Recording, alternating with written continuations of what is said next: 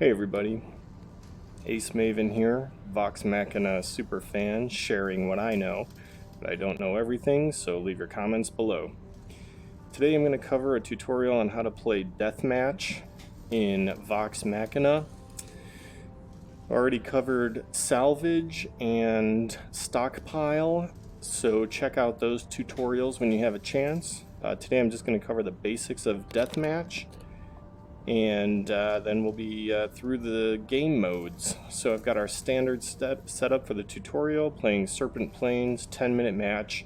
I've got my Gold Rush with all cannon loadout, so let's get started.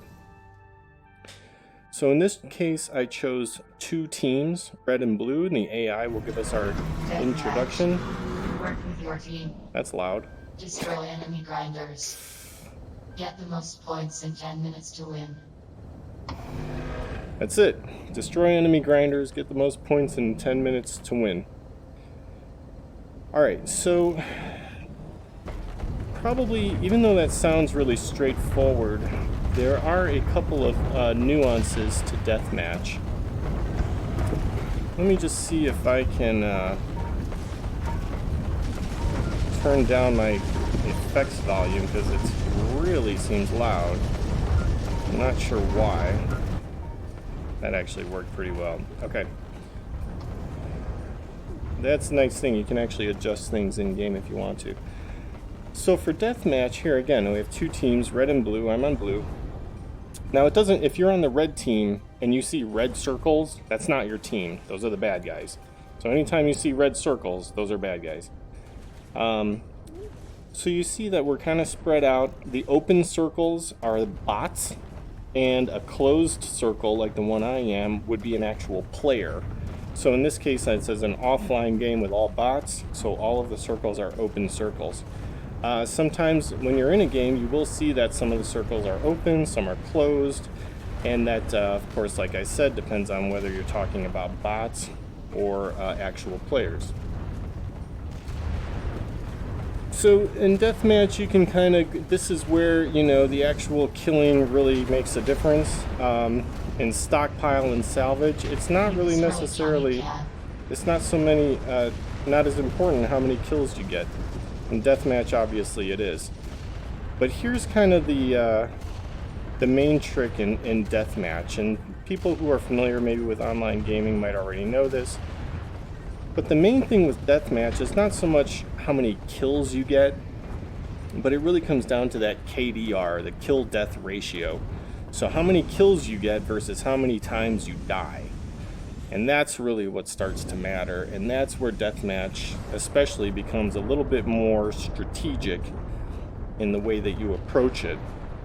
So you can see here on the scoreboard, our team has 5 kills, theirs has 3.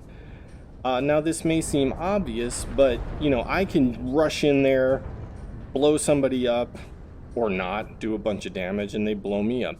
If I run in there and I kill, you know, 3 bots, but they wind up killing me 5 times, you know, obviously they would be ahead in that case, and either I would have to somehow catch up, or my teammates would have to pick up the slack. So you really want to, you know, be careful about how many times you die. You don't, you know, there are a few strategies here. You don't necessarily want to rush in like this, and like now you're in the middle of the fray.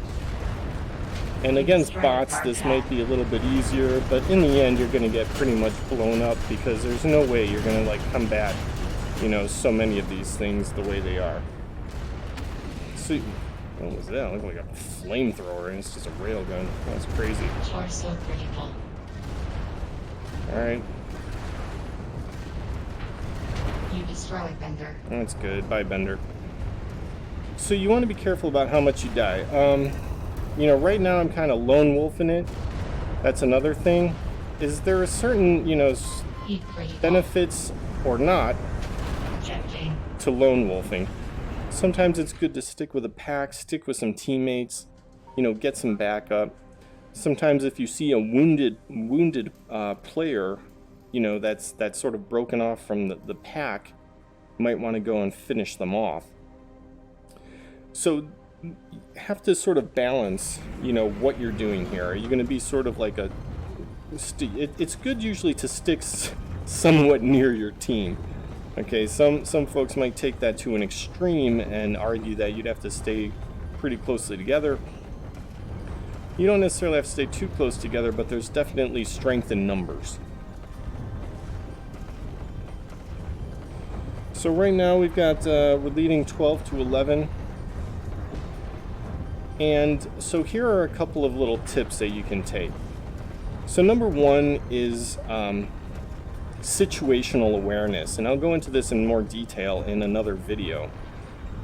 But you want to keep an eye on the three things that you want to really keep an eye on here. Your fuel, your heat, and your radar. Okay? So if you can be sort of blam, blam, blam, shooting something, and maybe you're jetting around a bit to do some maneuvers, you want to sort of keep one eye kind of glancing over here. How much fuel do you have left? Because jets are life. Also the heat. If you wind up overheating, that is really not a good thing.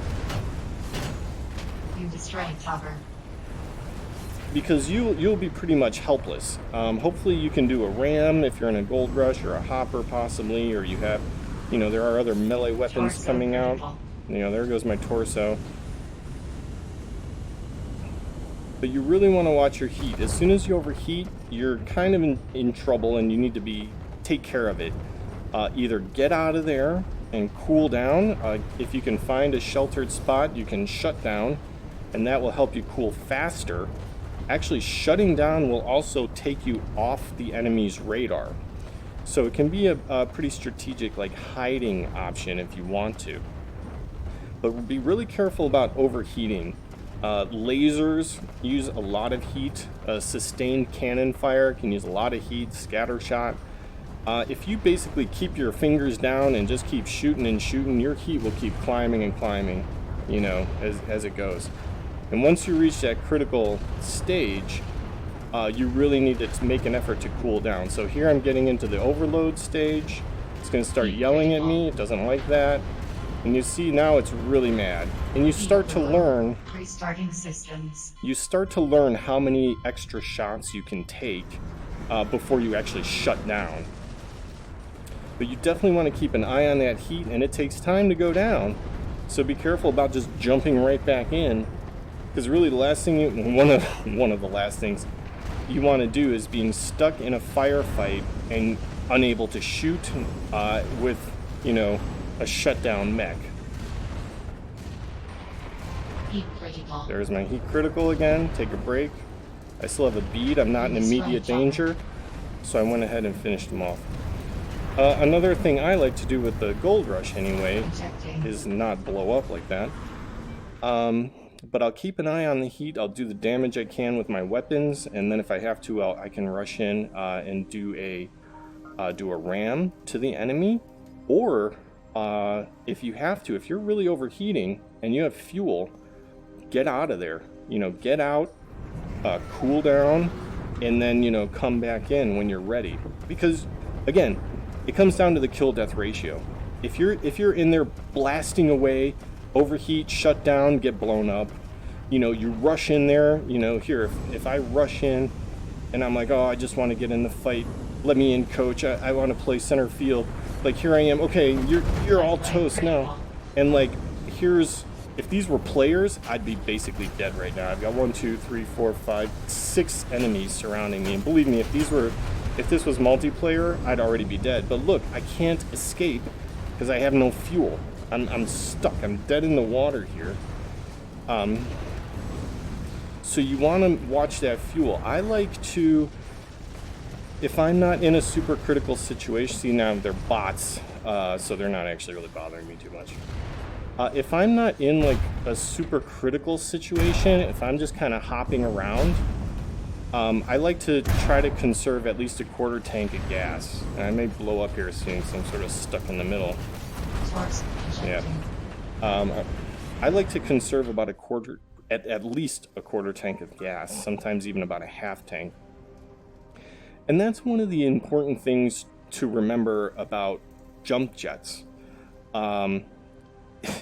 That's what they're called. And that's what they're for. They're for jumping.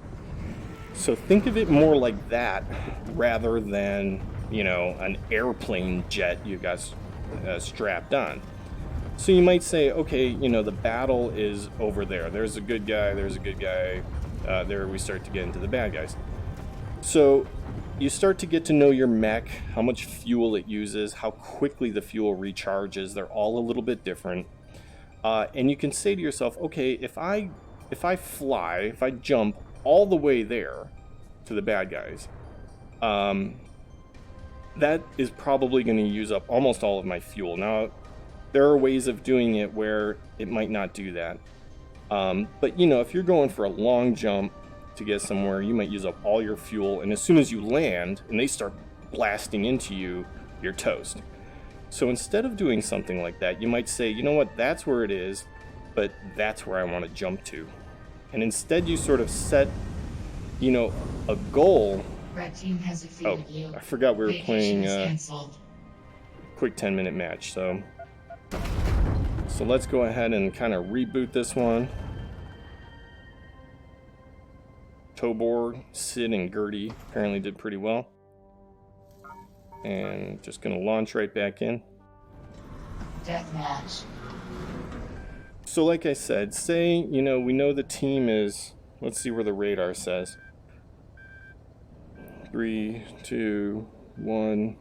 Alright, so the indicator says the bad guys are this way. Okay, that's another way of looking at the radar. It shows you where the nearest enemy is. So I'm going to say, okay, I want to make it to here, actually. Alright, I'm not sure where they are yet. I don't want to completely rush into it. There he is. And this is where I want to be. Alright? So now I have a bead on them. I'm actually taking cover. That's another thing. Use your terrain. You know, take cover, attack where you can. Make sure you're not running into a hornet's nest or a viper's nest. Now we see we're scoping out the enemy. And we can decide, okay, do I want to hop again? Do I want to ram that guy? That guy's actually kind of alone, so I'm going to take a chance here. I could just stand back and, you know, shoot him, but that's... I mean, come on. Now we got a one-legged, no-armed catalyst flying around. I mean... But you saw, I checked the radar. Now, see, I don't want to use up all my fuel. But I checked the radar before I ran in there. And I noticed that was the only enemy in there. He didn't have like five guys surrounding him as backup. So it was kind of okay to, you know, go in for the ram. Because I wouldn't get caught in a viper's nest. So that's, you know, keeping an eye on your radar. That's an important aspect. What's going on here? I have a feeling one of my bots is trying to do a little dirty dancing with me. Okay, so I know I sort of rattled through a bunch of different topics related to Deathmatch. I will go ahead and make another video in the future that covers some advanced techniques, including like ramming, circle strafing, really using those jump jets effectively, managing your heat, you know, just how to really kind of just focusing in on sort of each one of those. And I'll also get into some videos about the different weapons, the different mechs, the different levels. Oh, I should say, actually, that's another thing. You see, when you shoot someone, when those white, the white X appears, that means you hit them. You did some damage. It may not be a lot of damage, but you did do some damage. So if you're shooting at someone, you know, if I'm shooting at this guy and I'm not seeing any X's, stop wasting your time. You know, recalibrate, re-aim. Let's see if it works for the... Yeah, see, even if you shoot your guys, you're going to see an X. So don't just assume you're, you know, shooting a bad guy. Here, let's blow this guy's arm off. Because rooks love their arms, so, you know, best way to piss off a rook player is to blow his arms off. Torso critical. Uh-oh. Torso critical, that pretty much means if I take like another... Oh, that's a thing too, actually.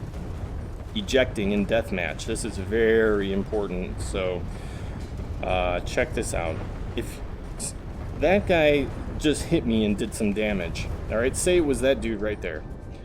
Let's pretend it was that guy. He hit me, did this damage right here. If I eject right now, he will get a point, okay? Because he was the one who sort of like caused that damage. However, say, I don't know where he was, if he was destroyed or not, but say this guy did this bad guy here shot me and did this damage, and I'm like critical. I know, you know, I take one more, somebody sneezes on me, I'm dead. If my friendly robot runs into me, I'm dead. So I would love to eject and get a new mech. One little detail is that if that bad guy dies, and then his carcass, there, that bad guy died. As soon as his carcass disappears, you can eject safely and they will not get the point. So let me reiterate that. If a bad guy hits you and you eject, they get a point. If a bad guy hits you and then they die and then you eject, they don't get a point. So that's a really important part of Deathmatch, to keep that in mind, because sometimes like you want a new mech. Alright, so let me just summarize some of the important points here. Situational awareness. You got to learn to keep an eye on your fuel, your heat, and your radar. Use them for different purposes. Be careful about how you engage the enemy. Don't use all your fuel jumping into a pit of vipers. Use the terrain. You know, use it to take cover. Manage your jumps so that they're manageable and you have fuel for what you need to do. Work with your teammates. There's strength in numbers, so work with your teammates. And remember that kill-death ratio. If you find that every time you spawn, you're just dying and you're not killing anything, take a breath, reevaluate what you're doing. There, see, one more shot and I was gone. Take a breath, reevaluate what you're doing, and just take a step back. You don't have to be... It's good to be aggressive, but if you just keep dying, there's no point. You're just feeding the other team. So reevaluate. It's, you know, sometimes it takes time to work up that kill number by the end of the game. You know, you always want to see that big kill number, but really what matters is, are you getting more kills than you're dying? So I mean, if you're only getting, you know, 4 kills, but you died once, hey, that's a positive contribution to your team, okay? So just keep those things in mind, have fun, and I will catch you in Vox. Take it easy.